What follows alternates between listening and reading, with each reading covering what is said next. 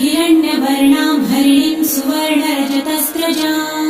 चन्द्रां हिरण्मयीं लक्ष्मीं जातवेदो महावः ताम आवह जातवेदो लक्ष्मीमनपगामिनीं यस्यां हिरण्यं विन्देयं गामश्वं पुरुषानहम् अश्वपूर्वां रथमध्यां हस्तिनादप्रबोधिनीं श्रियं देवीमुपह्वये श्रीर्मा देवी जुषतां कासोस्मितां हिरण्यप्राकाराम् आर्द्रां ज्वलन्तीं तृप्तां तर्पयन्तीं